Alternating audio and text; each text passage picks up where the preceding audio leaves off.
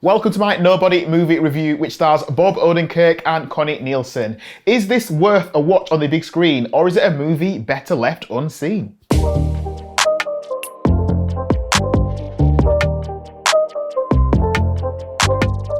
Hey guys, welcome to Marcus Loves Movies, and today I'm talking about Nobody, a movie I've been looking forward to seeing for a really long time. It's been out in the US for a while and we're finally getting to see this action movie here in the UK. So here is a plot outline. Hutch Mansell fails to defend himself or his family when two thieves break into his suburban home one night. The aftermath of the incident soon strikes a match to his long-simmering rage. In a barrage of fists, gunfire and squealing tires, Hutch must now save his wife and son from a dangerous adversary and ensure that he will never be underestimated again. It's directed by Ilya Naishuller and it stars Bob Odenkirk, Connie Nielsen, Christopher Lloyd and RZA. So this film follows that current trend of taking actors from one genre that they're quite well known for and putting them in something completely different. Think of Liam Neeson being put into the Taken movies. Even recently, think about Chris Rock being put into Spiral. Now you've got Bob Odenkirk, who's known for his comedy background, and you're turning him into an action movie star. I really enjoyed the trailer when I first saw it, and I was even more excited when I saw it had the producers of John Wick attached to it, and there are John Wick vibes all over this film. We start off with a guy who appears to be living quite a boring suburban life. He's married with 2.4 children. He goes to a job which he doesn't love. He comes home. There's nothing exciting going on at home. But then it all kicks off when one night his house is broken into and then something builds up inside him and we discover there's more than meets the eye to this character. This film seems to take a lot of ideas from the John Wick playbook, which isn't a terrible thing because I like the John Wick movies, but it does mean that it lacks a bit of originality in places and there are a lot of similarities. So for example, in John Wick, he's upset because these baddies have broken into his home and killed his dog. In this film, Hutch Mansell is really upset because baddies have broken into his house and taken his daughter's kitty cat bracelet. In this film, there's a character called the Barber, played by Colin Salmon, who really reminded me of Lance Reddick's character in John Wick.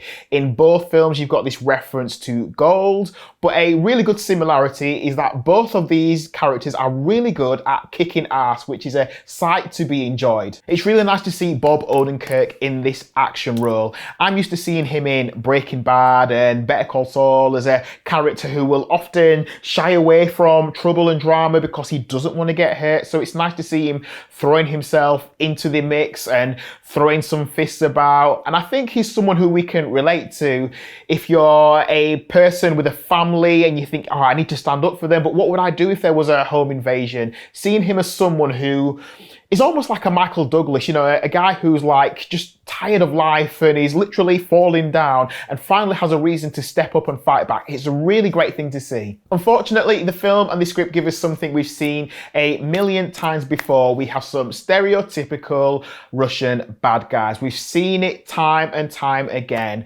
and they are cardboard cutouts of a character that you've seen several times before.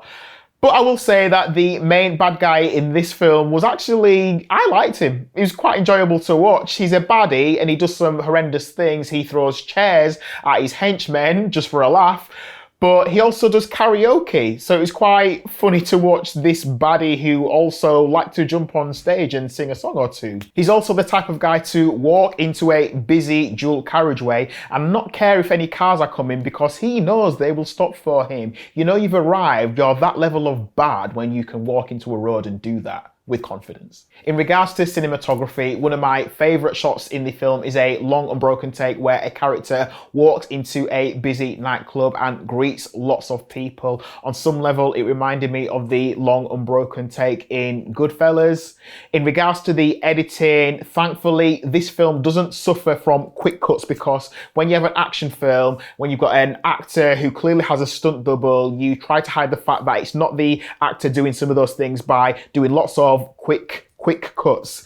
Now, in this film, we get lots of wide shots where we get to clearly see that it's Bob Odenkirk who is doing the stunt work. And apparently he spent a lot of time training for this role, so we can see it's him, and it looks really painful. It's very physical, so I appreciate the fact that Bob Odenkirk has really put in the hard work to play this character. And it really is all about Bob Odenkirk. He really makes this film, he makes it watchable, he makes it really enjoyable. He's a likable character who we can get on side with.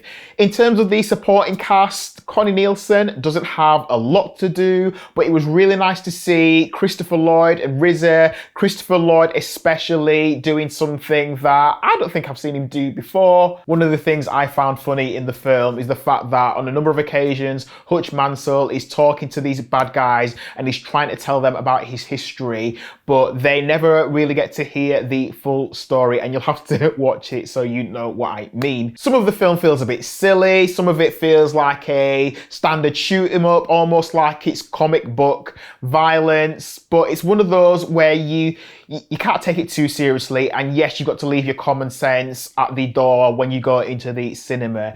It's only 90 minutes long, so it's quite quick, it's quite sharp, and yeah, I enjoyed it for what it was. I think the script could have done with a bit more work. I think it was a good opportunity having Bob Odenkirk as a part of it to do something a bit different to John Wick, but those films are quite similar. Will we get a Nobody 2? We just might. Will I go watch it? Yeah, I think I will. No, in fact, I definitely will, if that happens. So my official Marcus Loves Movies rating for Nobody is 4 stars. So that is the end of my Nobody movie review. Maybe what I've said has made you want to go watch the film, or maybe you want to avoid it now, or maybe you've already seen it, maybe you really liked it, or maybe you really hated it, I don't know. Please let us know what you thought of the movie Nobody. Leave a comment in the comment section. Whilst you're here, please, would you mind giving this video a like? And also, if you do like movie reviews and trailer reactions and film discussion, can I encourage you to subscribe to this YouTube channel and to also hit the notification bell so you're notified every time I release a brand new video. Thanks for watching my Nobody movie review. Please share it with a friend, share it with someone you don't like, share it with whoever you like. Thank you for watching, and I'll catch up with you again soon. Until then, take care and thanks for watching.